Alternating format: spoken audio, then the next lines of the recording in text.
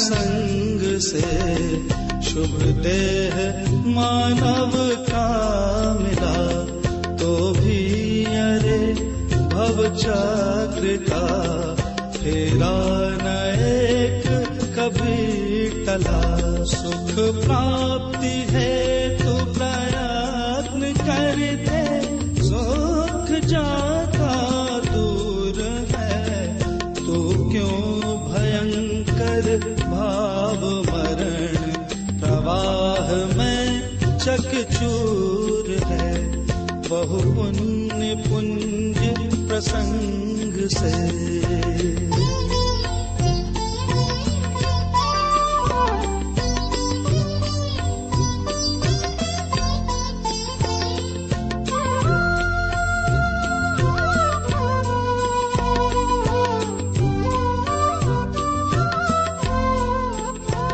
लक्ष्मी बढ़ी अधिकार भी, पर बढ़ गया क्या बोलिए।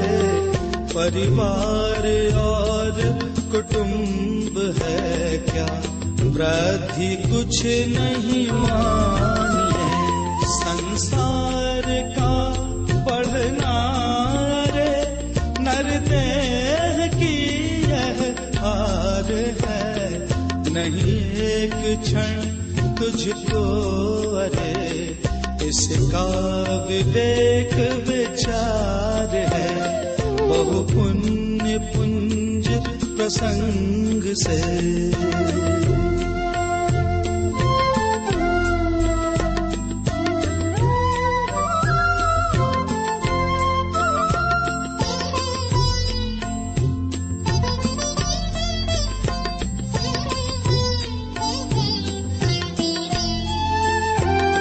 निर्दोष सुख निर्दोष आनंद लो जहाँ भी प्राप्त हो।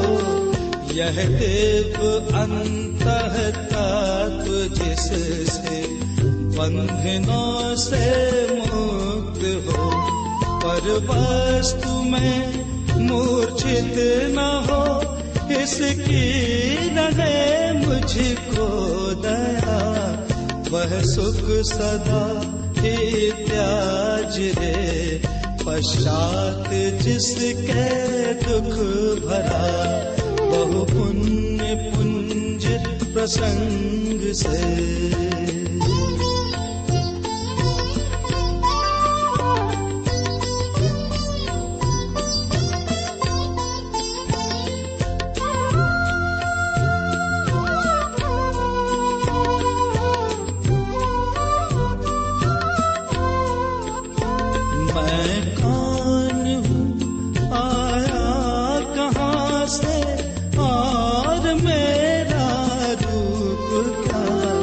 संबंध दुख में कौन है, स्वीकृत करूं परिहार क्या।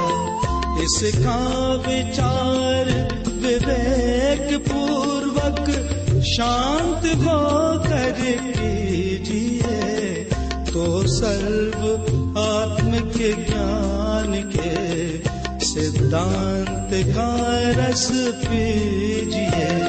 बहु पुण्य पुंज प्रसंग से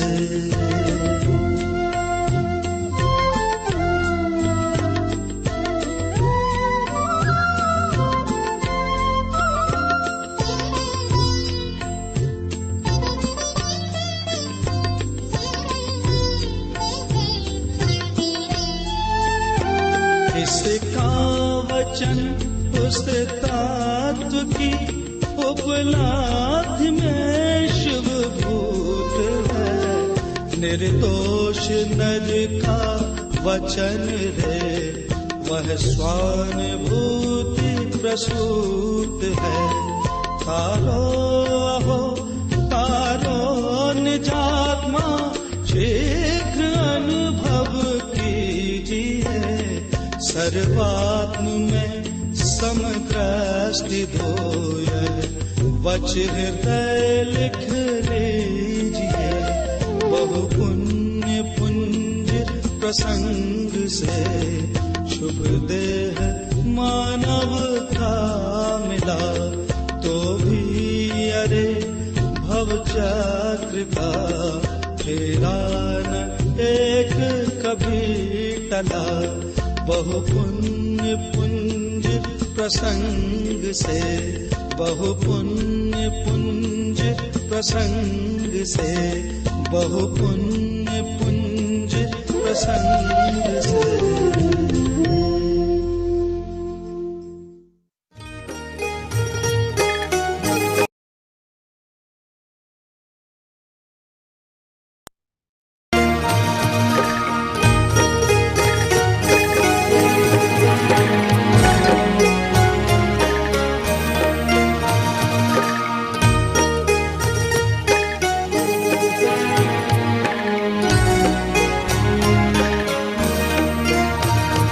वाद नय षट द्रव्य गुण पर्याय और प्रमाण का, जड़ कर्म चेतन बंध का, अरु कर्म के अवसान का। कहे कर स्वरूप यथार्थ जग का, जो किया उपकार है उसके लिए जिन वाणी माँ को वंदना शत बार है। उसके लिए जिन वाणी माँ को वंदना शत बार है, वंदना शत बार है, वंदना शत बार है।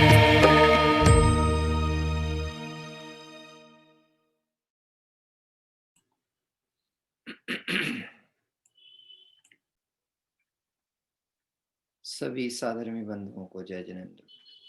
आइए मंगलाचरण पूर्वक संध्याकालीन स्वाध्याय प्रारंभ करेंगे। नमो अरिहंताणम, नमो सिद्धाणम, नमो आयरियाणम, नमो वज्रायाणम, नमो लोय सवसाहूणम। कार्तिकेय अनुप्रेक्षा ग्रंथादिराज का मंगलाचरण।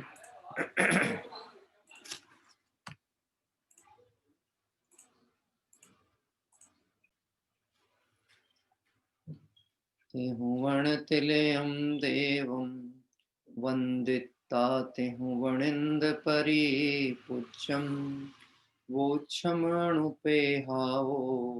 भव्य जनानंद जननीयो। त्रिभुवन तिलक सत इंद्र वंदित, देव श्री अरहंत को कर नमन कहूँ अनुप्रेक्षाएं। भव्य को सुख कर अहो, भव्य को सुख कर अहो।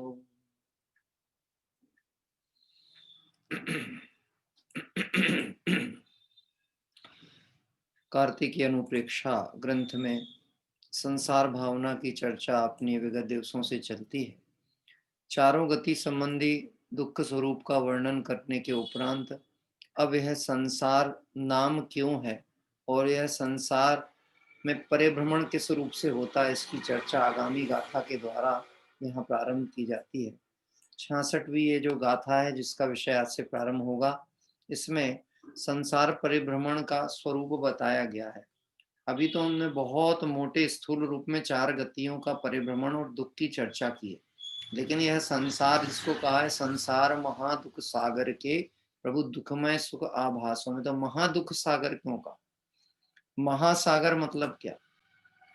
देखा जाए तो यदि हम समुद्र के किनारे खड़े होकर के और समुद्र की सीमा को आंकना चाहें तो हमें सीमा ही नहीं दिखती, अतः दिखता है। आप समुद्र के किनारे खड़े हों और आप ये देखें कि इसका अंत कहाँ है, दिखेगा। और देखते देखते हमें ऐसा तक लगता है कि ये जो आकाश है यह उस जल से मिल गया, ऐसा देखने में प्रतीत होता है। यानी जो आकाश है मानो वो धरती को स्पर्श कर रहा है, लेकिन इस जैसे आकाश का कोई अंत नहीं दिख रहा है, ऐसे इस महादधि यानी समुद्र का भी कोई अंत नहीं है। ऐसे ये संसार कैसा है, इस स्वरूप की चर्चा यहाँ पे संसार भावना के अंतर्गत 66वीं गाथा में की जा रही है और 5 प्रकार से संसार परिभ्रमण की चर्चा यहाँ पर बताई जाएगी। आइए गाथा पाठ करके और इस विषय पर विचार करने के लिए आगे चलते हैं। संसारो पंच विहो दव्ये खत्ते तहेव कालेया भव भ्रमणो या चौ उत्थो पंचमो भाव संसारो द्रव्य क्षेत्र लुकाल एवं भाव भवमय जानिए। इस तरह 5 प्रकार का परिभ्रमण जिय को मानिए, परिभ्रमण जिय को मानिए। अन्वयार्थ। संसार पंचविहो, संसार परिभ्रमण 5 प्रकार का है। प्रथम दव्ये, द्रव्य यानी पुद्गल द्रव्य में ग्रहण त्यजन रूप परिभ्रमण। दूसरा है खत्ते यानी क्षेत्र, आकाश के प्रदेशों में स्पर्श करने रूप परिभ्रमण। या तहेव काले, काल, तीसरा काल, काल के समय में उत्पन्न होने और नष्ट होने रूप परिभ्रमण। चौथा है भव भ्रमणों, भव भ्रमणों या चौथो, भव यानी नारक आदि भव का ग्रहण त्यजन रूप परिभ्रमण। और पंचमो भाव संसारो, भाव अर्थात अपने कषाय योग के स्थानक रूप से जो भेद हैं उनका पलटने रूप परिभ्रमण। इस तरह 5 प्रकार का संसार जानना चाहिए। देखिए कौन कौन से संसार के भेद बताए हैं? द्रव्य, क्षेत्र, काल, भव और भाव। एक बार आप सभी ध्यान देंगे, लगभग बहुत से लोगों को याद भी होंगे।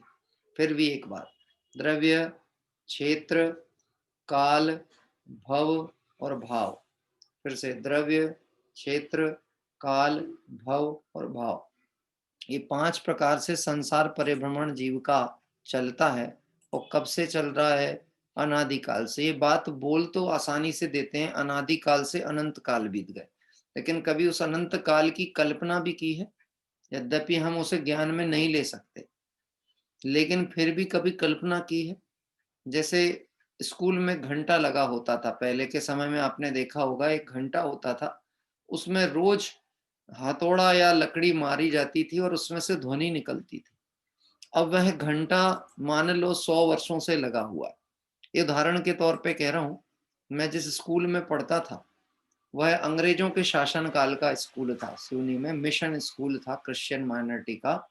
वहां पर आज भी लगभग 150 वर्ष पुरानी वह बिल्डिंग थी और उस बिल्डिंग में घंटा जो लगा हुआ वो इतना बड़ा घंटा था कि 2 4 5 लोग, 2 लोग 3 लोग जब ताकत के साथ उसका रस्सा खींचते थे तब वो घंटा बजता था। अभी बात की गई कि वो 100 वर्ष से वह घंटा लगा है, उसमें से कितनी ध्वनियां निकल चुकी होंगी? हाँ, काउंट किया जा सकता है? नहीं। कितनी और निकल सकती हैं? जो निकल गई उसकी काउंटिंग नहीं है, पर कितनी और निकल सकती है इसकी काउंटिंग है? नहीं। देखा जाए तो अनंत को कहते ही है अनकाउंटेबल, लेकिन हम अनंत को बहुत हल्के में ले लेते हैं। कैसे ले लेते हैं?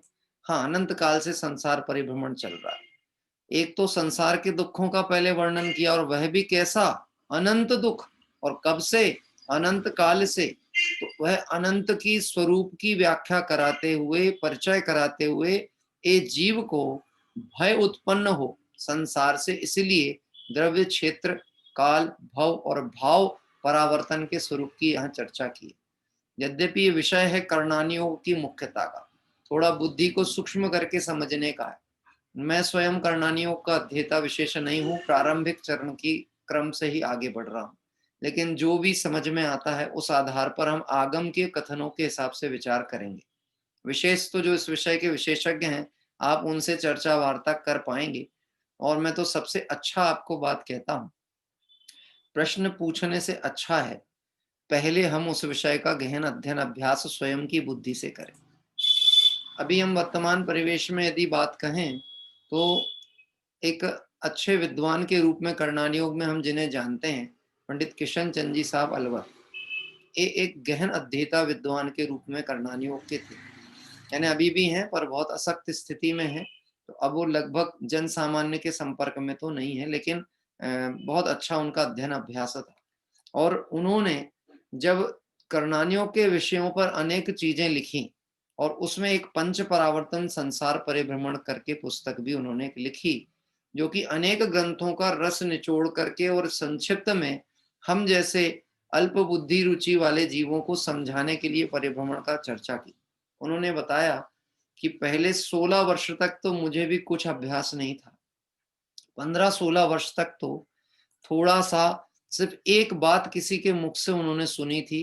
कोई एक सुबा लाल जी करके विद्वान थे, जो कि कहना चाहिए उनके इस मार्ग के लिए वह अपने उन्हें गुरु रूप में मानते थे, और वह मूलतः वैष्णव थे, लेकिन उन्होंने जैन धर्म का अभ्यास किया। और एक बात वह कहते थे बार बार कि यदि पंच परावर्तन का स्वरूप ख्याल में आ जावे तो रोंगटे खड़े हो जाते हैं। क्या कहते हैं? पंच परावर्तन का स्वरूप यदि ख्याल में आए तो रोंगटे खड़े जाए। आप बता सकते हैं रोंगटे कब खड़े होते हैं? या तो ठंड लग रही हो या फिर भय हो। क्या होते हैं रोंगटे कब खड़े होते हैं? जब भय लगे। तो यहाँ पे कह रहे हैं यदि पंच परावर्तन का स्वरूप सही तरह से समझ में आ जाए तो रोंगटे खड़े हो जाए, मतलब भय उत्पन्न हो जाएगा। किस बात से? कहाँ रचो पर पद में न तेरो, हम कहाँ फंसे हैं, कहाँ अटके हैं। ये वर्तमान पर्याय का समय तो अति अल्प है, और अनंत संसार इसके कंपैरिजन में देखा जाए तो हम जिसकी कल्पना भी नहीं कर पा रहे हैं, इतना गहन दुखमय यह संसार। इसलिए 15-16 वर्ष अध्यात्म का अभ्यास करने के उपरांत जब उन्होंने कर्णानियों का प्रथम विषय पढ़ना प्रारंभ किया, तो उन्होंने कहा धीरे धीरे अध्ययन करते करते बुद्धि की तीक्ष्णता होती गई, और ज्ञानावरणी आदि कर्म का जो उपशम हुआ, उससे उन्हें सहज ये विषय सुगमता से समझ में आने लगा। फिर लगा कि जगत के और भी अन्य साधर्मी बंधु इस विषय को समझें, तो उन्हें सरल पद्धति से इस विषय का प्रतिपादन किया। यद्यपि ये विषय अनेक ग्रंथों में, रत्नकर्ण शावकाचार्य में भी इसकी अति अल्प चर्चा थोड़ी सी आई है। जहां पे संसार स्वरूप चलता है 12 भावना का, वहां पर भी थोड़ा संक्षिप्त में कहा। अभी तो हमने यहाँ 5 प्रकार से पहले भेद दिख रहे हैं संसार परिभ्रमण के। कौन कौन सा? द्रव्य, क्षेत्र, काल, भव और भाव। द्रव्य को पुद्गल भी कहा जाता है। पुद्गल परावर्तन को भी द्रव्य परिवर्तन, द्रव्य परावर्तन कहा जाता है। परावर्तन मतलब चक्र समझ लीजिए। परावर्तन मतलब जहां रिपीटिशन हो करके वापस आया जाए। जैसे घड़ी का कांटा प्रति समय जब घूमता रहता है, तो वह हर एक बिंदु पर, समय के हर एक बिंदु पर अनेक बार पुनरावृत्ति करके आता है। आता है, जाता है, आता है, जाता है। यह धारा कैसी चलती रहती है? जब तक उसमें ऊर्जा है, सेल है, वह चलता ही रहेगा। क्या कह रहे हैं? और अगर मैं पुराने दृष्टांत, पुरानी घड़ियों की तरफ से बात कहूं, पहले चाबी वाली घड़ी हुआ करती थी, और चाबी वाली घड़ी में चाबी जब भर दी जाती थी तो कमानी टाइट हो जाती थी, और वह कमानी धीरे धीरे रिलीज होती थी, तो चक्र चलता रहता था। और जब वह ढीली होने लगती थी तो फिर से चाबी भर दी जाती थी, और इस तरह से क्रम चलता ही रहता था। अगर हम पुराने दृष्टांत को देखें तो यह जो अनंत काल का संसार परिभ्रमण है, जीव के परिणामों के कारण से है। अनंत संसार जो हो रहा, यानी कर्म बांधा, कर्म का उदय आया, उदय अनुसार इसके परिणमन चले, न केवल गतियों के अपितु द्रव्य परिवर्तन, क्षेत्र, काल, भव और भाव, यह परावर्तन चलते रहा। और उन परावर्तनों में, उन पर्यायों में जाकर के वहां पुनः फिर चाबी भरी। कौन सी वाली? मोह राग देश की। तो ये क्रम कैसा चलता रहा? अनवरत धारावाही चल रहा है। और अभी भी वह क्रम चल रहा है कि नहीं चल रहा? चल रहा है। जब तक सम्यक दर्शन नहीं होगा तब तक समझ लेना वह क्रम उसी स्पीड और उसी लय के साथ में चलता रहता है। तो यहाँ 5 प्रकार से बताते हुए सबसे पहले जिसकी चर्चा की जाने वाली है वह है द्रव्य परावर्तन, पुद्गल परावर्तन, जिसकी चर्चा आगामी गाथा में आएगी। परंतु पहले हम शब्द सह यहाँ पर पुनः एक बार पढ़ेंगे इस गाथा के अन्वयार्थ को। संसार परिभ्रमण 5 प्रकार का। पहला है द्रव्य परावर्तन, जिसको कहते हैं पुद्गल द्रव्य में ग्रहण त्यजन रूप परिभ्रमण। जीव द्रव्य कितने? अनंत। पुद्गल द्रव्य कितने? अनंतानंत। पुद्गल द्रव्य, अभी पुद्गल द्रव्य अनंतानंत। द्रव्य तो एक पुद्गल द्रव्य को एक लो अपन, और फिर उसके गुण कितने, अनंत, उसकी होने वाली पर्याय कितनी, वो अनंतानंत, और जो स्वयं अनंतानंत हो, मतलब कौन, पुद्गल, तो उसकी पर्याय कितनी होंगी, हाँ, पर्याय कितनी होंगी, जो स्वयं अनंतानंत की संख्या में कह रहे, उसकी पर्याय कितनी, आप प्रत्यक्ष अनुभव करके देखो, जीव द्रव्य अनंत और कॉम्परेटिवली पुद्गल द्रव्य कितने, अभी आपको आंखों के सामने देखने को मिलेगा, कितने, जितना एक जीव है ना, जैसे अभी हम यहाँ बैठे हैं, अभी तो हम बिल्कुल जो प्रत्यक्ष दृष्टिगोचर हो रहे हैं उन जीवों की बात कर रहे हैं, आप और हम, संगी पंचेंद्रिय मनुष्य पर्याय वाले, 5 फुट 6 फुट हाइट वाले, इनकी बात कर रहे हैं। एक मैं और मेरे सामने पुद्गल द्रव्य कितना, लगाओ, शरीर, मकान, टेबल, कुर्सी, सामग्रियां कितनी, एक घर में 3 सदस्य और 5 रहते होंगे, 5 सदस्य, 3 सदस्य, 2 सदस्य एक घर के अंदर, लेकिन पुद्गल सामग्रियां कितनी है कॉम्परेटिवली, हाँ, अपन ने कभी काउंट नहीं की होंगी, हाँ, निश्चित ये समझ लेना उसकी संख्या अधिक है। बात चालू कहां से हो रही है, छोटे से बात नहीं चालू हो रही संसार परिभ्रमण की, पुद्गल परावर्तन, द्रव्य परावर्तन, और उस द्रव्य परावर्तन से चर्चा प्रारंभ की जाएगी। यहाँ पे क्या है, जब उन्होंने ये बात पढ़ी कि संसार का स्वरूप क्या है, तो मेरे रोंगटे खड़े हो जाते थे, संसार से भय लगने लगता था, अतः उनकी बात अक्षरशः सिद्ध हुई। वास्तव में परामर्श का पंच परावर्तन का स्वरूप ऐसा ही, किनकी बात, उनके जो गुरु जी थे, सुबा जी करके जो थे, उनकी बात सुन के रोंगटे खड़े होते थे, और जब मैंने उस विषय को गहनता से समझा तो बहुत अंदर में भय उत्पन्न हुआ।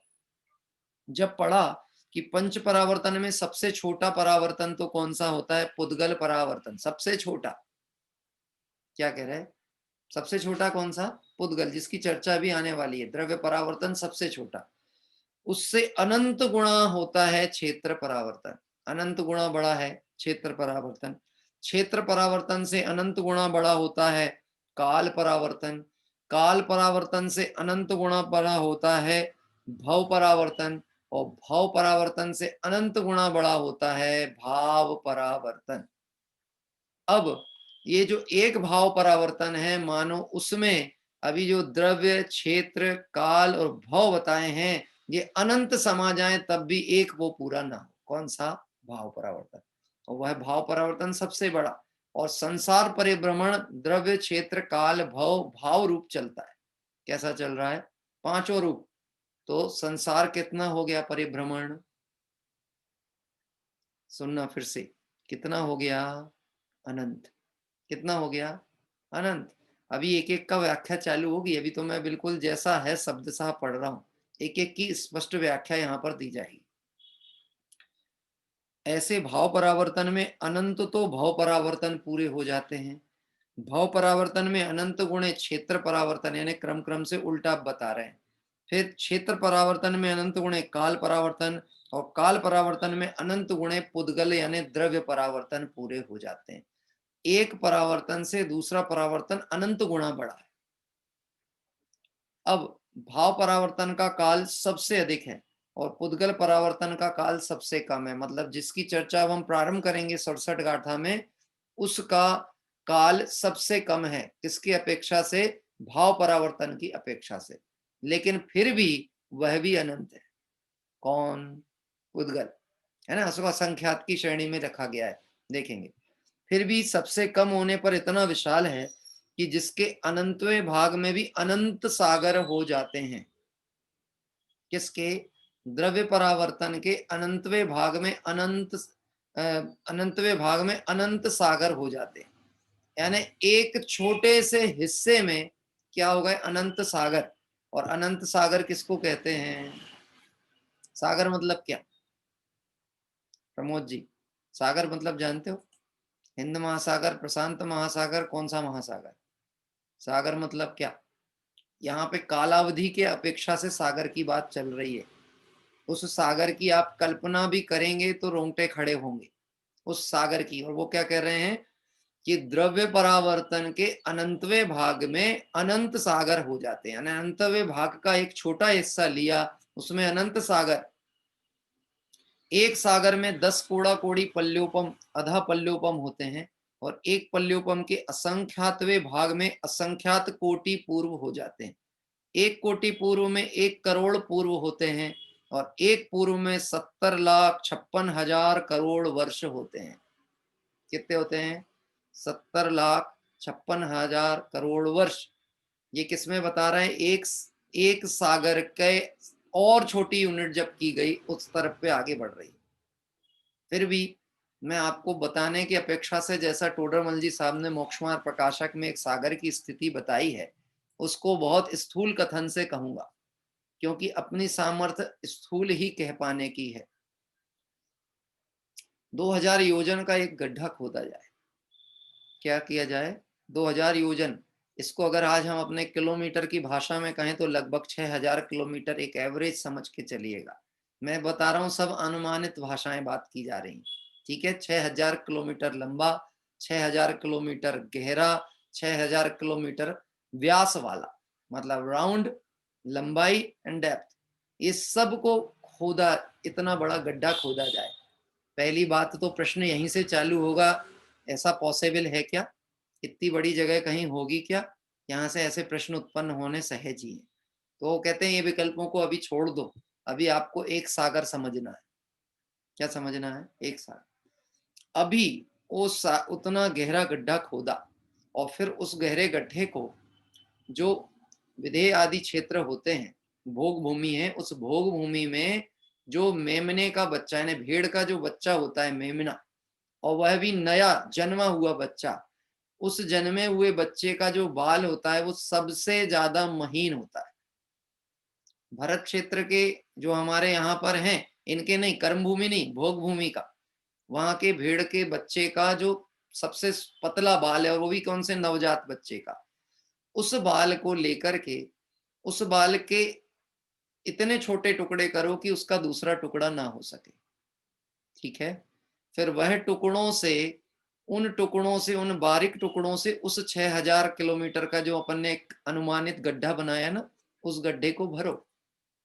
अभी कितने बाल लगेंगे ये बात नहीं करनी, लेकिन उस गड्ढे को इतना भरो, इतना भरो कि उसमें घुसने एक बाल रखने की जगह शेष ना बचे। फिर चक्रवर्ती की सेना उसके ऊपर से चलाई जाए। क्या कह रहे हैं? वो करोड़ों हाथी, घोड़े, पैदल, और उनके बलशाली होते हैं वो सब, वो चलें तो वो गड्ढा दब जाएगा, अंदर भरेगा। फिर उसको भरो, इतना भरो कि अब उसमें कहीं एक छोटा बाल डालने की जगह ना बचे। तो फिर उसको हर 100 साल में एक बाल के कण को उसमें से निकालो। क्या कह रहे हैं? उस हर 100 साल में एक बाल का कण निकालो। अब जब वो गड्ढा खाली हो जाएगा तो क्या होगा? एक सागर हो गया कि नहीं? है, वो नहीं हुआ। फिर उसमें करोड़ का गुणा किया जाएगा। फिर उसके बाद वो अधा पल, उधार पल, ये जिसकी अब चर्चा यहाँ आ रही थी ना, बढ़ते क्रम से घटते की तरफ, अब इस क्रम से रिवर्स जाएंगे। तब कहीं जाकर के वह एक सागर पूरा होता है। और क्या कह रहे हैं? पुद्गल परावर्तन में, पुद्गल परावर्तन के अनंतवें भाग में अनंत सागर होते हैं।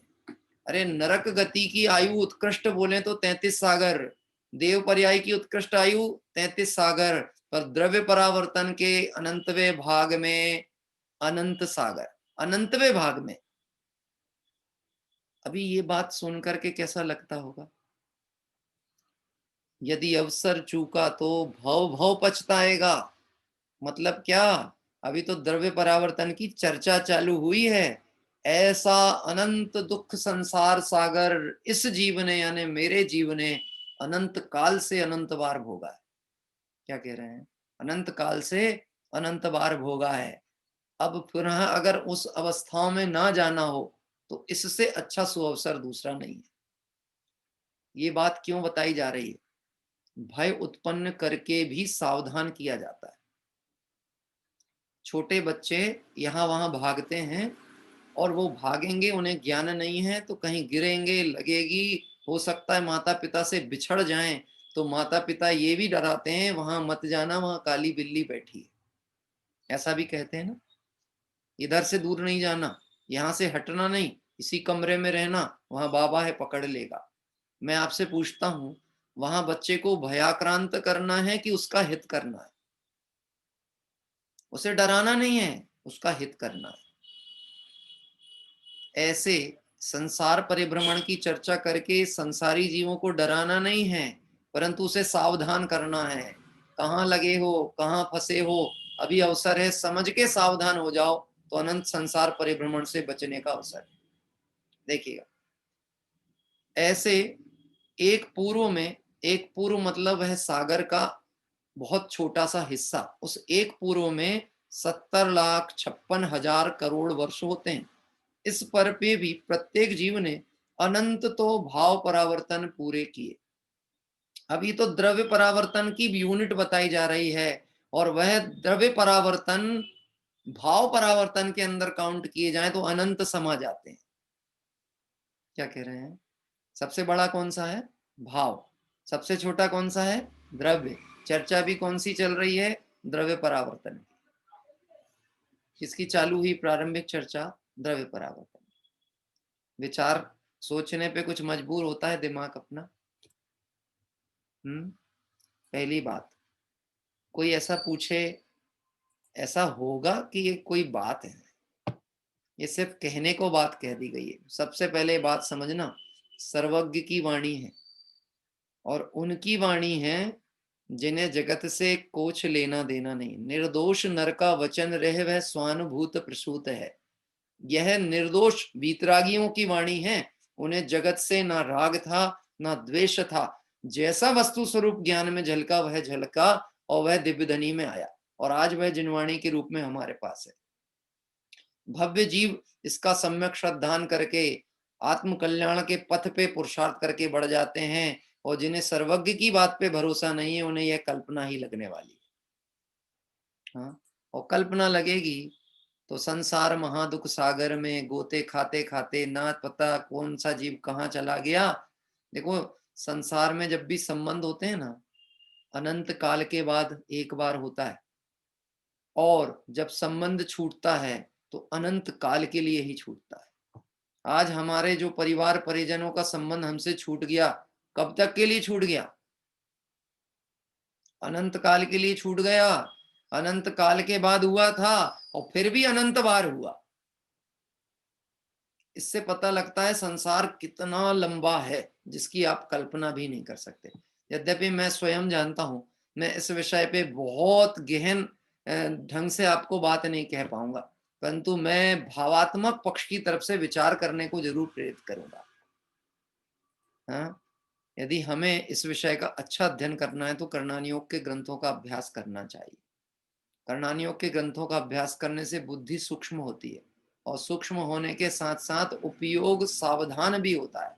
सर्वज्ञ भगवान की वाणी पे भरोसा उत्पन्न होता है, सर्वज्ञता पे विश्वास आता है। सबसे मुख्य बात तो कर्णानी योग का ये है।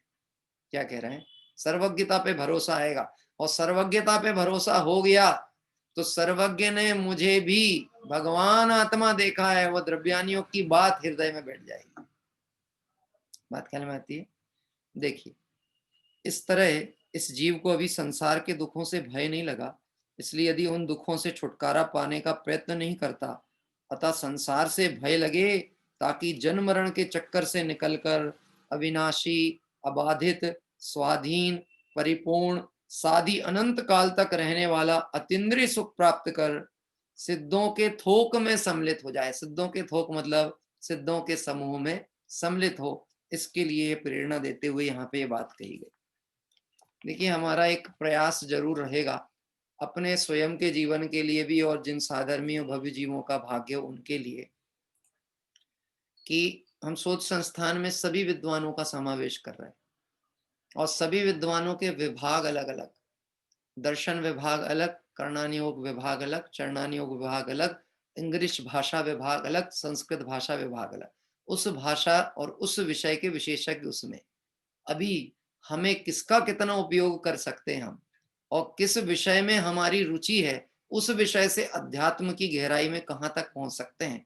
मैं स्वयं उसका एक, हो सकता है मेरा द्रव्यानी योग पक्ष में रुचि विशेष हो सकती है, लेकिन क्या प्रथमानी योग मूल्यवान नहीं है? क्या करणानी योग मूल्यवान नहीं है? क्या चरणानी योग मात्र क्रियाएं हैं? नहीं, ऐसा नहीं। इसलिए इन सबका सुमेल और समावेश होते हुए हम अध्ययन करके और अपना परिणाम संभाल सकें, इस भावना से हमको जहां विषय विशेषज्ञता मिले उससे अध्ययन करना चाहिए। देखिए, अभी हम पढ़ेंगे अपनी 67 नंबर की गाथा, जिसमें द्रव्य परावर्तन की चर्चा यहाँ पर प्रारंभ की जाती है। पहले गाथा पाठ करेंगे, उसके बाद इसके अन्वयार्थ से विषय समझेंगे। मंददि मुच्चदि जीवो पड़ी समयम कम पुग्गाला विविहा णोकम पुग्गला वियह मिच्छत कषाय संजुत्तो। मिथ्यात्व और कषाय से यह जीव पुद्गल कर्म को, नो कर्म पुद्गल को समय प्रति बांधता रु छोड़ता, बांधता रु छोड़ता। अन्वयार्थ, यह जीव, जीवो यह जीव, विविहा कम पुग्गला नो कम पुग्गला वे, इस लोक में भरे हुए अनेक प्रकार के पुद्गल जो ज्ञानावर्णादि कर्म रूप तथा औदरादिक शरीर नो कर्म रूप है, उनको पटिसमयम समय समय प्रति मिच्छत कषाय संयुक्तो मिथ्यात्व कषाय सहित होता हुआ बंददी मुच्चदी बांधता है और छोड़ता है। क्या कह रहे हैं? पुद्गल, कौन सा पुद्गल? ज्ञानावर्णादिक पुद्गल, यानी कर्मों की तरफ से बात करें, द्रव्य कर्म भाव कर्म, उसमें द्रव्य कर्म की बात चलती है। ज्ञानावर्णी, दर्शनावर्णी, मोहनी, अंतराय, वेदनी, आयु, नाम और गोत्र, इसमें एक आयु नाम कर्म को छोड़ करके और बाकी जो 7 कर्म हैं, उन 7 कर्मों को प्रति समय जीव बांधता और छोड़ता है। क्या कर रहा है? प्रति समय, इस समय भी कितने कर्मों का बंध चलता है? 7 कर्मों का। और 7 कर्मों का बंध होना और छोड़ना, छोड़ना मतलब उदय में भी आना और नवीन का बंध भी चलना, यह क्रम चलता ही रहता है एक आयु कर्म को छोड़ के। अब यह आयु कर्म का जो क्रम है, इसको इसलिए छोड़ा गया है, मतलब कोई ने छोड़ा नहीं है, ये संसार की एक सहज व्यवस्था है कि 7 कर्म तो बंधेंगे और छूटेंगे, बंधेंगे और छूटेंगे। एक आयु कर्म अपने निश्चित समय पे बंधेगा, उदय पे आएगा, उस उदय अवधि तक रहेगा और नवीन आयु का बंध करेगा, फिर जाएगा। अभी पुद्गल कितना, ज्ञानवर्णादि कर्म कितने? द्रव्य की बात की थी ना, कितने? अनंतानंत। कितने? अनंतानंत। तो अभी यही नहीं कह रहे कि 7 कर्मों को बांधता छोड़ता है, वह अनंतानंत कर्मों को बांधता है, भोगता है, छोड़ता है, बांधता है, भोगता है, छोड़ता है। समझ में आ रहे हैं? बांधता पर कितने? अनंतानंत। और फिर उसमें एक एक कर्म की स्थितियों की बात की जाए, ज्ञानावर्णी, दर्शनावर्णी, वो तो अलग बात है, वो तो 70 कोड़ा कोड़ी सागर, 40 कोड़ा कोड़ी, वो बात इतनी महत्वपूर्ण नहीं है इस बात के सामने, क्योंकि यहाँ पे बात किसकी चल रही है? अनंत की। अनंत के सामने ये छोटी यूनिट क्या काउंट की जाएगी? हाँ, तो ऐसे पुद्गल के 7 कर्म प्रकृतियों को ये जीव ने बांधा छोड़ा, बांधा छोड़ा, बांधा छोड़ा, ऐसे इसका द्रव्य परावर्तन यानी पुद्गल परावर्तन चलता रहता है। और वो है अनंत। तो अनंत है तो क्रम क्रम से बांधे और छूटे, क्रम से भी बांधे और क्रम भी बांधे, बांधे और छूटे, बांधे और छूटे, बांधे और छूटे, ऐसा करते करते मानो वो अनंत का पहला पॉइंट पकड़ा जाए, ज्ञानावर्णादि की पहली प्रकृति का पहला समय पकड़ा जाए और वह पूरा चक्र अनंत का पूरा होके फिर वापस उस पे आए, तब क्या होगा? एक द्रव्य परावर्तन पूरा कहलाएगा। क्या कहलाएगा? एक द्रव्य। इतना दीर्घ, हमें तो ऐसा लगेगा निश्चित ही बहुत लंबी बात है और अपने बस की नहीं है। बहुतायत सभाओं में मैंने यही देखा है। मैं जैसे हमारे लोकल में भी श्राद्ध सभा में लिखते हैं, युवा वर्ग बैठता है, लेकिन बस जहां थोड़ा विषय की क्लिष्टता आई और वो मैदान छोड़ के भागा, जबकि क्षमता योग्यता युवा के पास सबसे ज्यादा है इस समय। क्या कह रहे हैं भाई? अभी तो उसकी आयु के हिसाब से, वर्तमान उम्र के हिसाब से देखा जाए, क्षोभसम पकड़ में अच्छा मजबूत में है, अभी शारीरिक बल है, बुद्धि जागृत है, रोग आदि का कोई बाहरी प्रहार भी नहीं है, लेकिन जैसे ही विषय की गंभीरता आती है और वह भाग जाता है और इस मूल विषय से छूट जाता है। मैंने एक बात कही दृष्टांत में, अच्छा क्रिकेटर कौन है? जो बाउंस बालों को फेस करे कि उसको इग्नोर करे। बाउंस बॉल, क्योंकि एक ओवर में जहां तक मुझे ऐसा मालूम है 2 बाउंस हो सकती हैं, ऐसा ही कुछ है क्या? जो जानते होंगे क्रिकेट वो बोल सकते हैं, मेरा को बहुत अनुभव नहीं है उस विषय का। और अगर एक ही होती है अतुल जी, एक ही परमिटेड है, ठीक है, चलो एक ही है, अभी एक है मान लो, और ओवर है 50, तो 50 गेंदों को यदि बाउंस मान करके छोड़ दिया जाए तो कितने ओवर का लॉस कहलाएगा लगभग? अरे जिसका गणित अच्छा हो वो बता दे, मेरा वो भी कमजोर है।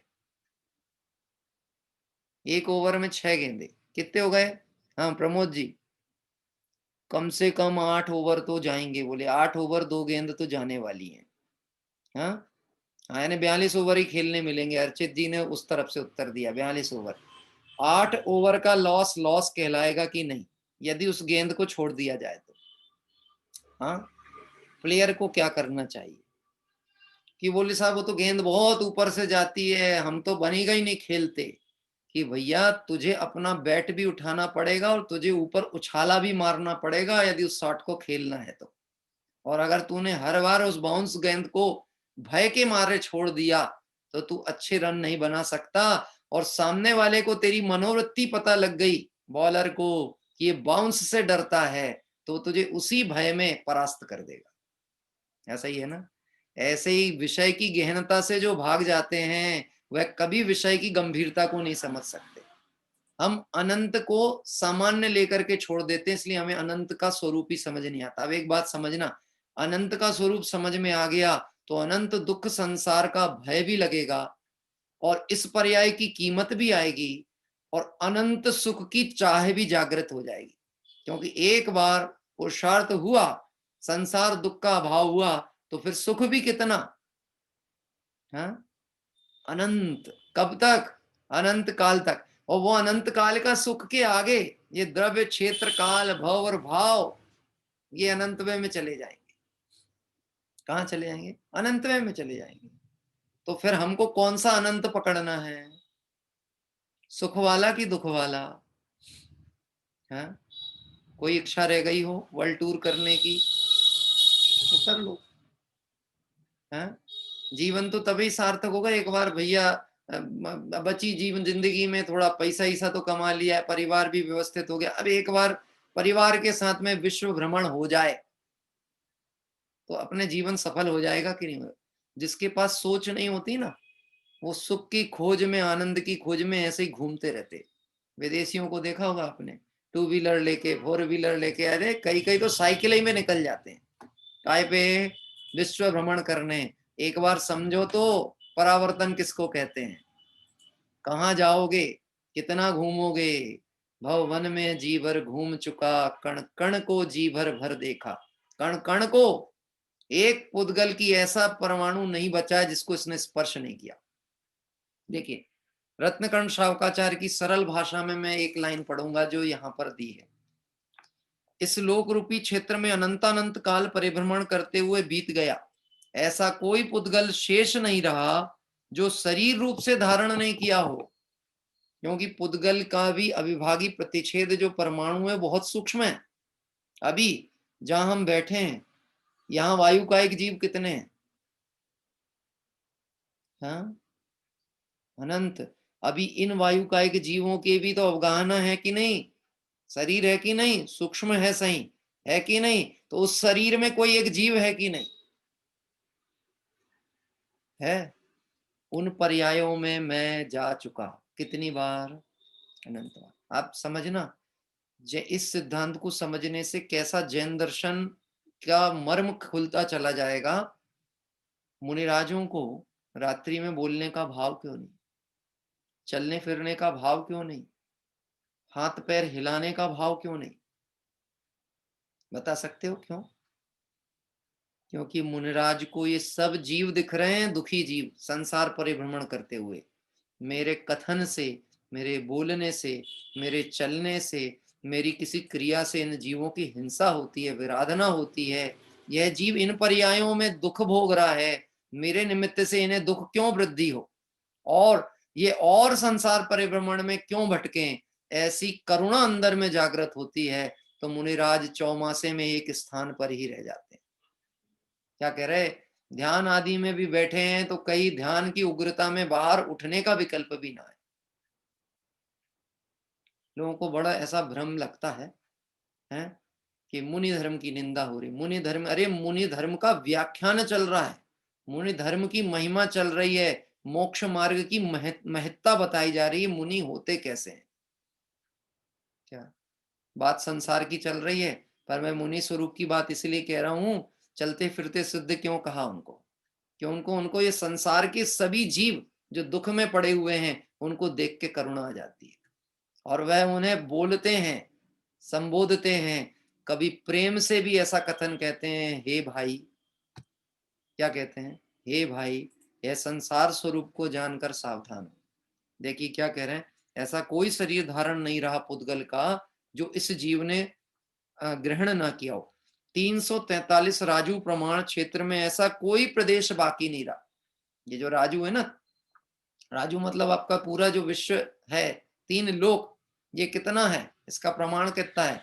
343 राजू घन प्रमाण। ये इतना बड़ा क्षेत्र है। 14 राजू तो उतंग न वैसा लंबाई, लेकिन इसको पूरा डायमेंशन जब कंप्लीट किया जाएगा तो कौन सा कितना कहलाएगा? 343 राजू। अब ये सब चीजें कर्णानियोग से गणित के हिसाब से समझना पड़ेगी, और जैन दर्शन का गणित अभी इतना अच्छा विस्तृत है कि अभी सुपर कंप्यूटर इसको सॉल्व नहीं कर सकता, लेकिन अपने ज्ञान में ऐसी सामर्थ्य है कि इसे समझ सकते हैं। इसलिए जो लोग इसके अध्येता होते हैं ना, आप उनके निकट में बैठ करके चर्चा भी करोगे या उनकी किसी कक्षा को अटेंड करोगे, आपको भगवंतों की महिमा बढ़ती चली जाएगी, सर्वज्ञ की महिमा। मुझे स्पष्ट तौर पे ध्यान है, यशपाल जी साहब, अन्ना जी ने मुझे व्यक्तिगत इस विषय पे कहा है कि मुझे बहुत आनंद होगा यदि तुम कर्णानियोग के क्षेत्र पे अपना अभ्यास बढ़ा लो।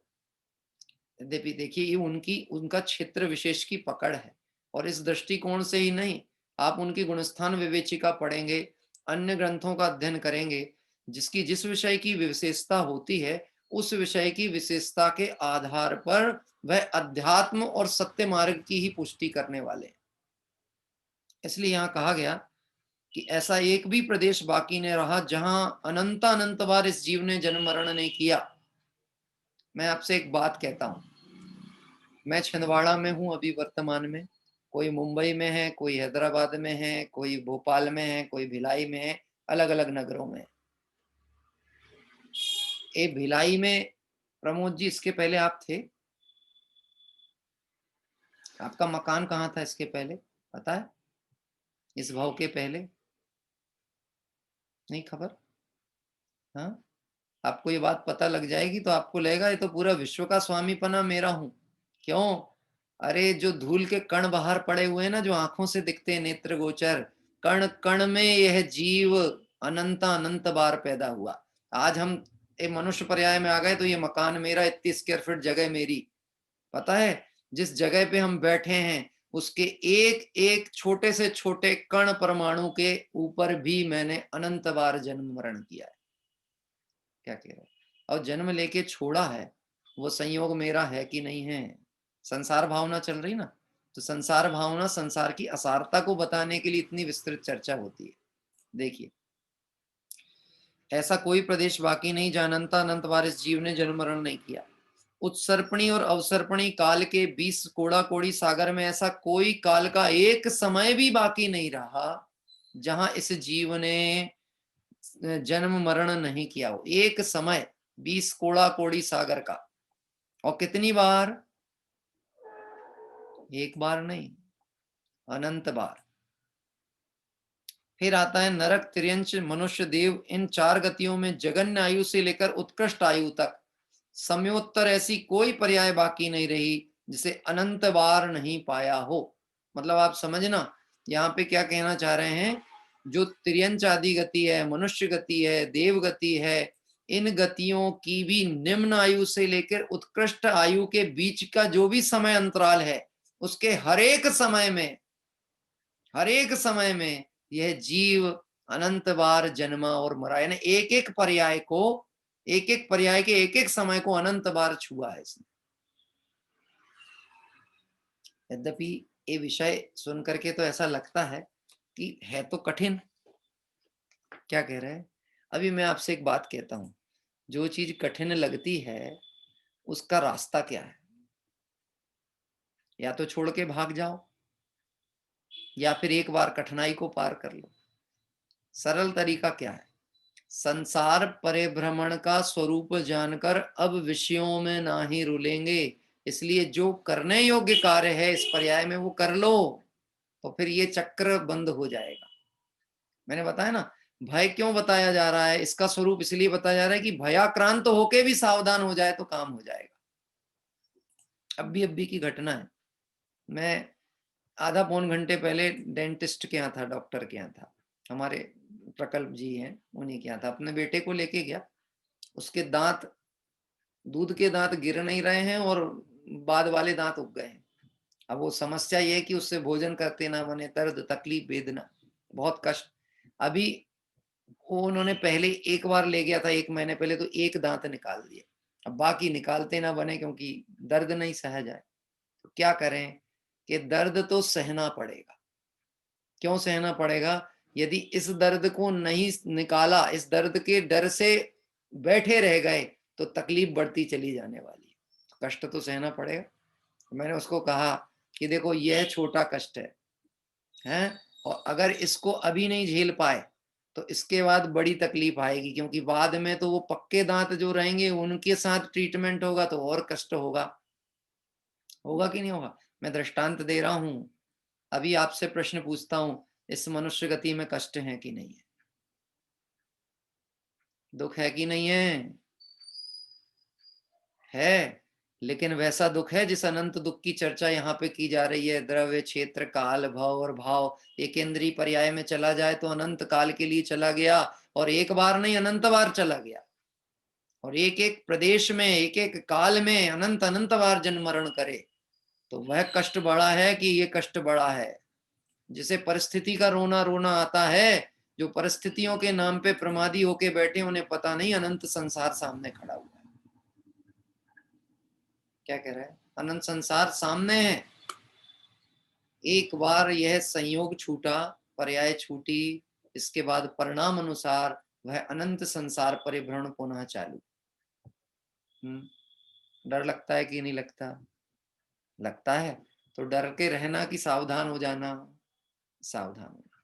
देखिए, वापस आते हैं 67वीं गाथा का विषय। 2-3 मिनट 4 मिनट का समय है, उसमें लेंगे, और फिर उसके बाद में आगे के विषय के क्रम में बाद में जुड़ेंगे।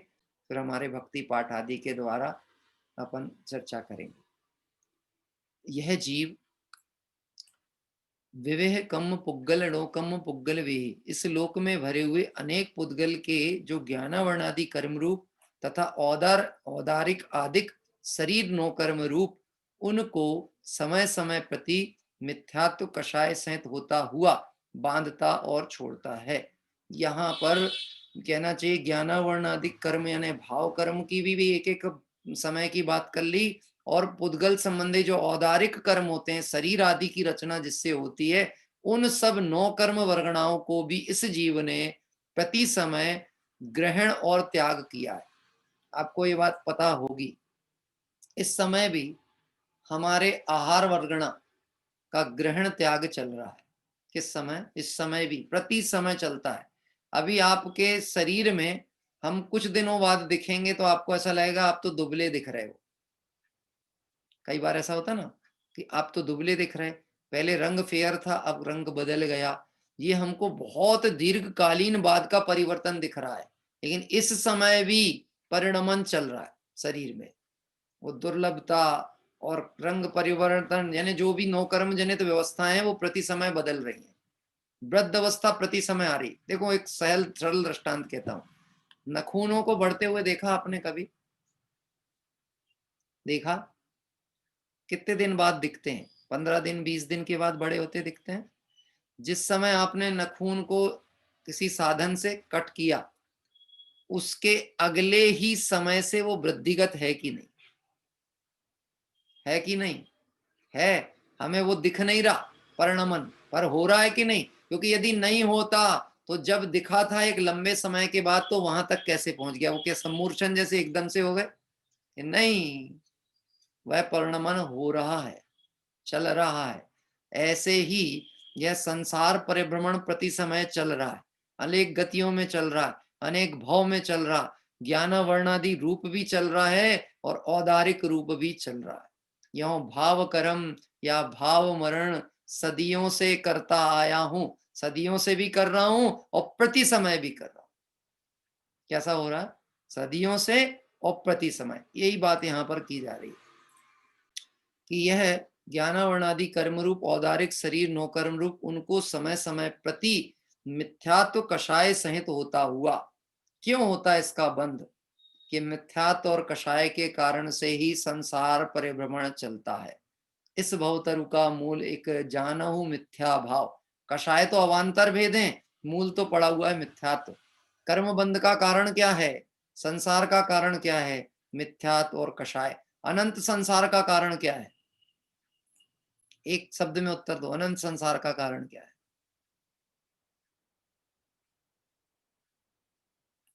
कठिन प्रश्न नहीं है, बहुत सरल प्रश्न है। अभी तो वो बोले ही जा रहा है, अनंत संसार का कारण क्या है? मिथ्यात्व। मूल शब्द क्या आएगा? मिथ्यात्व, अनंत संसार का कारण। ये तो जितनी अपन अभी सामान्य चर्चा करते हुए आगे बढ़ रहे हैं ना, पर्यायों में गया, पर्यायों की तन्मयता। तो क्यों होती तन्मयता? क्योंकि मान्यता उल्टी पड़ी हुई है। जहां दुख है वहां सुख मानता है, सुख की चाह तो है पर सच्चे सुख को जानता नहीं है, और इसी सुख की चाह में, विषय भोगों में, कर्म नो कर्म के उदयों में, उसी में तन्मय होके नवीन कर्मों का बंद करके अनंत संसार परिभ्रमण चलता रहता है। देखिएगा, अभी अन्वयार्थ पढ़ेंगे मूल करणानियों की भाषा के अनुसार। द्रव्य परावर्तन का विषय, मिथ्यात्व कषाय के वश से ज्ञानावर्णादि कर्मों का समय प्रबद्ध। समय प्रबद्ध मतलब क्या? एक समय में बंधने वाले कर्म। अभव्य राशि से अनंत गुणा। कितने बंधते हैं ज्ञानावर्णादि कर्म प्रति समय जीव को? अभव्य राशि जितनी संसार में है उनसे अनंत गुनी, और सिद्ध राशि के अनंतवे भाग। इतने पुद्गल परमाणुओं का स्कंद रूप कारमान वर्गणा को समय समय प्रति ग्रहण करता है। जो पहले ग्रहण किए थे वह सत्ता में हैं, उनमें से इतने ही समय समय नष्ट भी होते हैं। आ भी रहे हैं और जा भी रहे हैं और हैं भी। अभी इस समय कर्मों का स्टॉक कितना है हमारा? गरीब तो नहीं है कर्मों की तरफ से अपन, सिर्फ इधर ही गरीबी दिखती पुण्य पाप के उदय में। ऐसा पैसा बहुत कम है हमारे पास, पैसा बढ़ जाए पड़ जाए। अरे कर्म का उदय तो विचार करो, तुमसे बड़ा करोड़पति तो क्या शब्द का है, अनंतपति है, कोई दूसरा देखने से ना मिले। इतना स्टॉक पड़ा हुआ है, प्रति समय बंध भी रहा है, छूट भी रहा है। और छूटने वाले को छूटना इसलिए नहीं कहा गया क्योंकि मिथ्यात्व और कषाय होने से नवीन कर्म का आश्रव क्रम चलता रहता है। ऐसा प्रश्न उत्पन्न होता है, ये श्रृंखला कब खत्म होगी? द्रव्य कर्म से भाव कर्म, भाव कर्म से द्रव्य कर्म, कब खत्म होगी? हाँ, पाप पुण्य के उदय में तन्मय होता है, नवीन कर्मों का आश्रव करता है, नवीन कर्म का आश्रव होता है, फिर उदय में आता है, फिर तन्मय हो जाता, एक पर्याय से दूसरी में गया। ये क्रम कब टूटेगा? कि जब जीव को सम्यक दर्शन हो जाए, आत्म श्रद्धान हो जाए। सुबह जो समय सार कलश की चर्चा चल रही, छठवें कलश की, उस कलश की चर्चा के मर्म को समझ करके आत्म श्रद्धान करे और भाव कर्म का क्रम रुक जाए, मोह राग द्वेष विकार परिणाम रूप परिणमन जीव का रुक जाए, तो पूर्वबद्ध कर्म तो निर्जरित होते चले जाएंगे और नवीन कर्मों का आश्रव नहीं होगा, तो संसार धीरे धीरे धीरे धीरे धीरे, वो भी पता नहीं चलने वाला, शीघ्र समाप्त हो जाएगा। जैसे एक दृष्टांत दिया था, चलते हुए पंखे को रोकने का तरीका क्या है? चलते हुए पंखे को बस स्विच भर ऑफ करना है और कुछ करना है।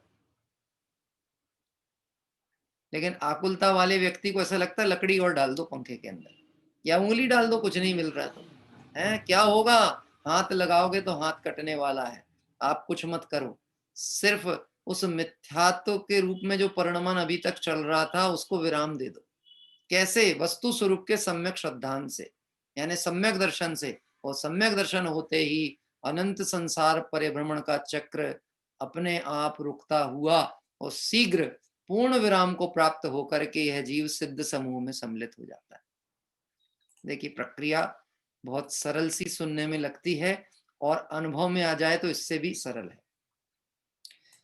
यहाँ कहते हैं जो कार्माण वर्गणाएं प्रति प्रति समय ग्रहण करता है, जो पहले ग्रहण किए थे वह सत्ता में है, उनमें से इतने ही समय समय नष्ट होते हैं।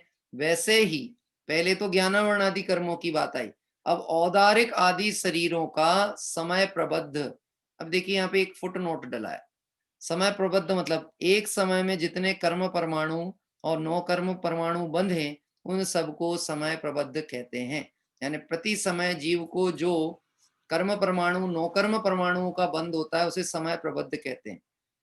ऐसे शरीर ग्रहण के समय से लगाकर आयु की स्थिति पर्यंत ग्रहण करता है व छोड़ता है।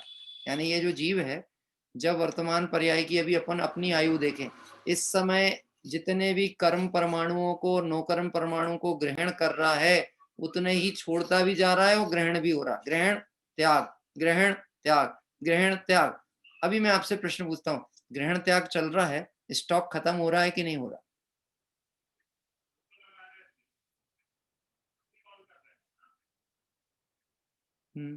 नहीं हो रहा। क्यों नहीं हो रहा? क्योंकि ग्रहण त्याग चल रहा है ना। अब ग्रहण त्याग चल रहा है मतलब नीचे से टंकी का नल खुला है लेकिन ऊपर से भी तो इनकमिंग चालू है। खत्म कैसे होगा? और गजब की बात है, यहां से तो एक नल से निकले और वहां से 4 नलों से आए, तो ओवरफ्लो होने वाला है। क्या कह रहे हैं? ओवरफ्लो होने वाला है, पर रुकने वाला नहीं है, खत्म होने वाला नहीं है। क्या करना? यही दृष्टांत के अनुसार उत्तर दीजिए, क्या करना? नीचे का नल तो खोल दो, वो तो खुला ही है, यानी उदय में आते जा रहे हैं।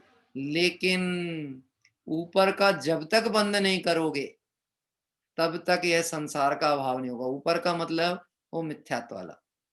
कौन सा वाला? मिथ्यात्व। उल्टी मान्यता जब तक पड़ी रहेगी तब तक संसार परिभ्रमण ये चलने ही वाला है।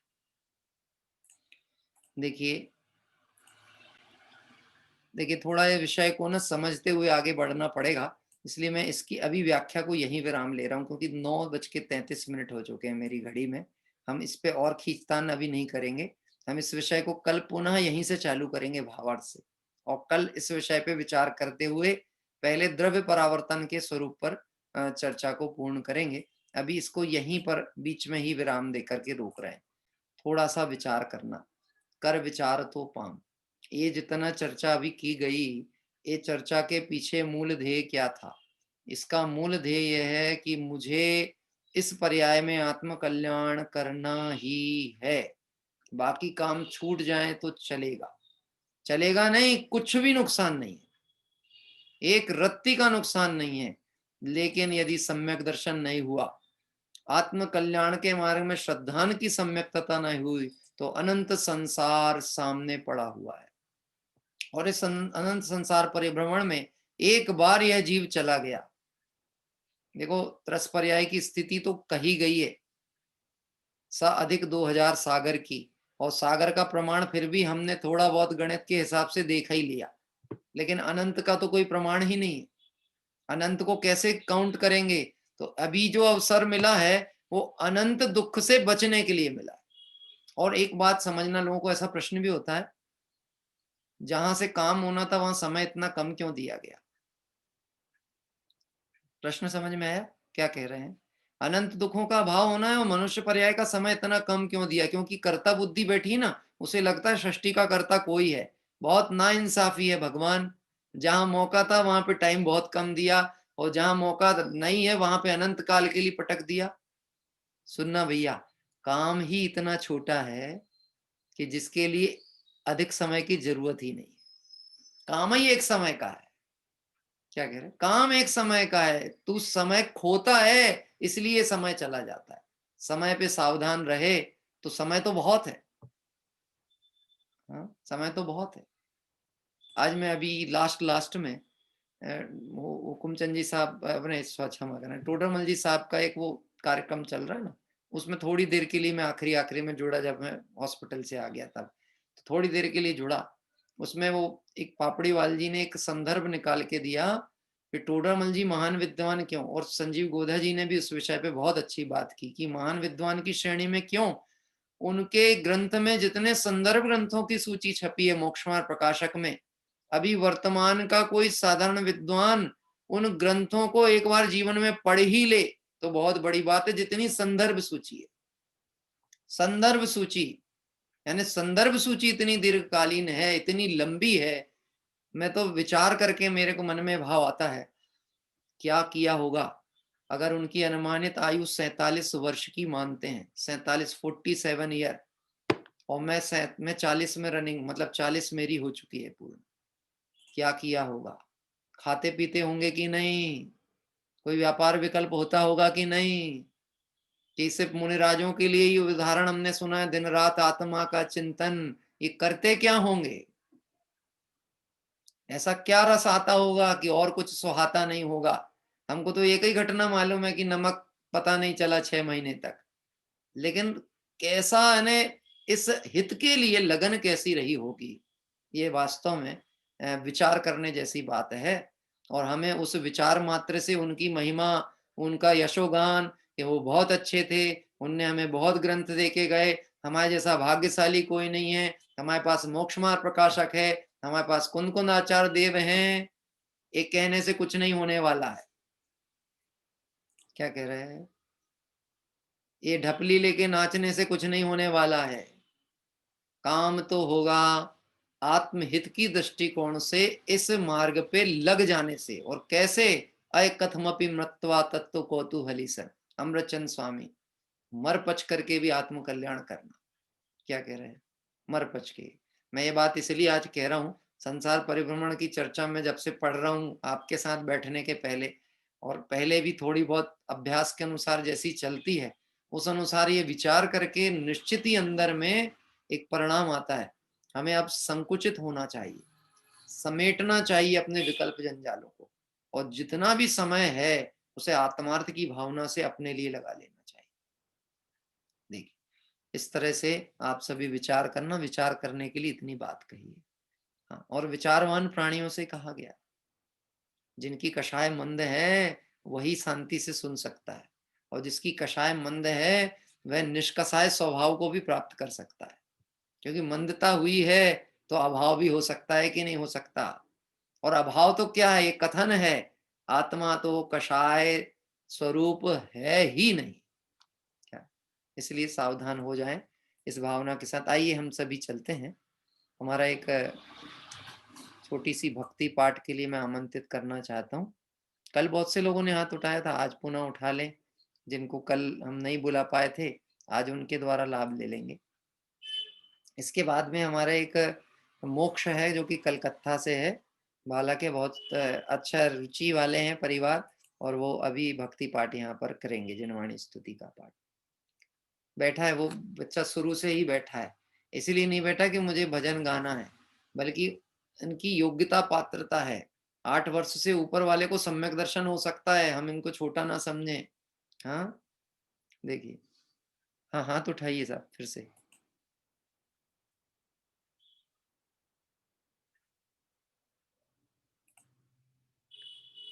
सब विचार करने में लग गए ऐसा लगता है। चलिए, सतीश जी का हाथ दुख रहा है उठा हुआ मुझे। सतीश जी, हाँ लीजिए। भाई साहब जय जी ने जय जिनेन्द्र। एक नव देवता के पूजन है, उसमें की सुंदर जयमाला है, और हाँ। छोटी सी जयमाला में लेना चाहता हूँ। ठीक। चैत्य वृक्ष के बिन सब पूजू है तीर्थेश, पंच महाव्रत धार कर पाऊ जिन मुनिवेश। काम भोग बंधन की कथनी सुनी अनंतो बार रे, किंतु निजातम की अनुभूति हुई न एक भी बार रे। काम भोग बंधन की कथनी सुनी अनंतो बार रे। पर प्रपंच में उलझ उलझ करे प्राण गवाए है सदा, भाव मरण प्रति समय किया है रे अनादि से सर्वदा। मोह शोभ से पीड़ित हो करे राग द्वेष दुख से लदा, पुण्य पाप भाव से साता और असाता भार रे, किंतु निजातम की अनुभूति हुई न एक भी बार रे। काम भोग बंधन की कथनी सुनी अनंतो बार रे। निज स्वरूप से विमुख हुआ मैं पूर्ण दुखी होता रहा, निज परिचय के बिना मूड बन पर घर में खोता रहा। निज स्वभाव सा धन के बिना निज दर्शन होता रहा, नहीं निर्जरा संवर जाना नानी क्षय हार रे, किंतु निजात की अनुभूति हुई न एक भी बार रे। काम भोग बंधन की कथनी सुनी अनंतो बार रे। समय सार में कुंद कुंद ने निज वैभव दर्शा दिया, पूर्ण शक्ति से अनुभव करके समता रस बरसा दिया। मैं ही ज्ञान ज्ञेय ज्ञाता शुद्धात्म रस परसा दिया, शुद्ध भाव के मोती शोभित अनुपम वंदन वार रे, किंतु निजातम की अनुभूति हुई न एक भी बार रे। काम भोग बंधन की कथनी सुनी अनंतो बार रे। कुंद कुंद की वाणी सुन मन हर्षित पुलकित हो गया, निज स्वरूप के दर्शन पाए पर विभाव क्षय हो गया। जगा भेद विज्ञान आज यह दर्श मोहलय हो गया, सम्यक दर्शन प्रकट हुआ है करके तत्व विचार रे, किंतु निजातम की अनुभूति हुई न एक भी बार रे। काम भोग बंधन की कथनी सुनी अनंतो बार रे, सुनी अनंतो बार रे। जय जितेंद्र। सुंदर जयमाला पाठ भी इस प्रासंगिक प्रसंग को और पुष्ट करने के लिए हमारे सतीश जी बेलोकर जो कि डासाला से हमारे साधर्मी बंधु हैं उनके द्वारा लिया गया है। सर्वश्रुत परिचित अनुभूत भोग बंधन की कथा, पर से जुदा एकत्व की उपलब्धि केवल सुलभ न। वास्तव में देखा जाए तो काम भोग बंधन की चर्चा बहुत सुलभ है, लेकिन अपने स्वरूप की जो कि पर से भिन्न और स्वरूप से अभिन्न ऐसे शुद्धात्मा की चर्चा किन्हीं बिरले भाग्यशाली जीवों को मिलती है, और वह विचार करके पुरुषार्थ करके सर्व बंधनों से मुक्त होते हैं। ऐसी भावना भाते हुए यह भक्ति पाठ यहाँ पर लिया गया। आइए अभी हम भाव प्रतिक्रमण के उपरांत फिर तीर्थ वंदना की जानकारी के साथ जिनवाणी स्तुति पाठ के लिए जुड़ते हैं। हे अरहंत प्रभो, मुझसे मन वचन काय द्वारा कृतकारित अनुमोदना द्वारा समरंभ समारंभ आरंभ द्वारा क्रोध मान माया लोभ द्वारा प्रमाद इत्यादि विभावों द्वारा इस भव में या पूर्व भव में सच्चे देवशास्त्र गुरु की अभिनय हुई हो, व्रतों में अतिक्रम व्यतिक्रम अतिचार अनाचार दोष लगाया हो, एक इंद्रिय से लेकर पंचेंद्रिय तक किसी भी जीव की हिंसा हुई हो, विराधना हुई हो, दिन या रात में लगाए सर्व दोषों का पश्चाताप व्यक्त करता हूं, क्षमा मांगता हूं। वह मेरे सभी दोष मिथ्या हों, मैं मुझ में रहूं, इस प्रकार मैं इन सभी दोषों का प्रायश्चित करता हूं। ओम नमः सिद्धेभ्यः। और कल की प्रातःकालीन 207वीं तीर्थ वंदना के साथ हम सभी चल रहे हैं इंदौर की ओर। कल के आमंत्रणकर्ता परिवार इंदौर और सनावत से ही है। इंदौर में एक बहुत सुंदर कांच का मंदिर है, सरसेठ हुकुमचंद जी के परिवार के द्वारा निर्मित बहुत ही सुंदर कांच का मंदिर। गुरुदेव श्री भी यहाँ पर पधारे थे और यह मंदिर भव्यता को लिए हुए है, आपके स्थापत्य की दृष्टिकोण से भी बहुत प्रसिद्ध है और लगभग इंदौर शहर की शान के रूप में जिसे देखा जाता है। ऐसे सुंदर जिन मंदिर पर अनेक वितरागी भगवंतों के दर्शन कल प्रातः काल हम करेंगे। शांतिनाथ, आदिनाथ और चंद्र प्रभु भगवान यहाँ पर वेदियों में विराजमान है और जिन आलय की सुंदरता के दर्शन आप करेंगे तो जिन्होंने इसके पूर्व में नहीं देखा होगा निश्चित ही वह उन्हें भावनाएं बनेंगी कि हम उसके दर्शन को पहुंचे। आइए इस क्रम में आगे बढ़ें। जिनवाणी स्तुति पाठ के लिए मैं कलकत्ता से हमारे डॉक्टर प्रतीक जी के बेटा है मोक्ष, उसको आमंत्रित करता हूँ। जय जिनेन्द्र।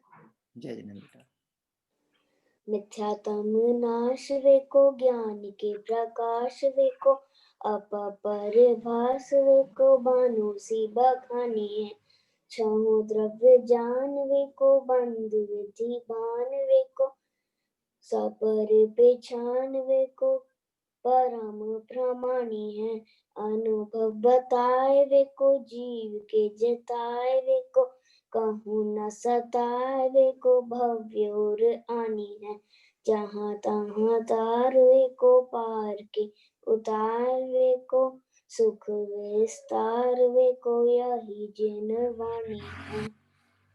क्या वाणी के ज्ञान से सूझे लोकालोक, सो वाणी मस्तक नमो सदा देत हूँ धो। जय जिनेन्द्र। बहुत सुंदर जिनवाणी पाठ अभी मोक्ष के द्वारा किया गया। जैसा उसके परिजनों ने उसका नाम मोक्ष रखा, वास्तव में मोक्ष मतलब सर्व दुखों से रहित है, वह अवस्था जहाँ जीव शाश्वत सुख को भोगता है और यही भावना हम भाते हैं। ऐसे तत्व ज्ञान के रस में रचे हुए बच्चे शीघ्र ही इस संसार से पार होकर के उस परम पद को प्राप्त करें, उस मुक्त दशा को प्राप्त करें। इस भावना से जिनवाणी स्तुति पाठ के साथ आइए हम सभी प्रमुखार मंत्र पाठ पूर्वक काय उत्सर्ग करेंगे। नमो हरिहंताय, नमो सिद्धाणम, नमो आयतीयाय, नमो वज्रायाय, नमो लोये सर्वसाहुरम्, नमो हरिहंताय, नमो सिद्धाणम, नमो आयतीयाय, नमो वज्रायाय, नमो लोये सर्वसाहुरम्, नमो हरिहंताय, नमो सिद्धाणम, नमो आयतीयाय, नमो वज्रायाय, नमो लोये सर्वसाहुरम्। जय बोले द्वादशांग में जिनवाणी माता की जय। देव शास्त्र गुरु भगवान की जय हो। अनंत अनंत सिद्ध परमेष्टि भगवंतों की जय हो। वीतरागी जैन शासन की जय हो। कल प्रातः हम सभी मंगलमय तीर्थ वंदना के लिए जुड़ेंगे, और जो बच्चे हमारे साथ प्रतिदिन जुड़ते हैं, मेरा अनुरोध है उनके परिवारजनों से उनके नाम प्रेषित करें, ताकि उन बच्चों के माध्यम से भक्ति और जिनवाणी स्तुति पाठ आदि का लाभ हमें मिले। बच्चे इतने उत्साह से बैठते हैं, विषय कभी कभी क्लिष्ट भी होता है, लेकिन वह बैठते हैं, यह निश्चित ही उनकी पात्रता भव्यता की ही सूचक है। तो उनका भी लाभ समाज को मिलना चाहिए, इस दृष्टि से उनके नाम आप अवश्य प्रेषित करिएगा। कल तो तीर्थ वंदना आपको जैसा जानकारी है यहीं छिंदवाड़ा से ही हम लेंगे। परसों हम रास्ते में रहेंगे अपने अगले यात्रा क्रम के लिए, तो रास्ते से ही पूजन का क्रम जोड़ने का पूरा प्रयास किया जाएगा। आप सभी इसी उत्साह के साथ उसमें जुड़े रहें, और हमारी यह यात्रा क्रम धारावाही अभी आगे बढ़े इसी मंगल भावना के साथ कि ये यात्रा विराम तो ले, लेकिन उस स्थान पे जाके ले जिसके आगे कोई रास्ता ही ना हो, और ऐसी मोक्ष की मंजिल हम सभी प्राप्त करें। इस पवित्र भावना से विराम। सभी को जय जगन्नाथ।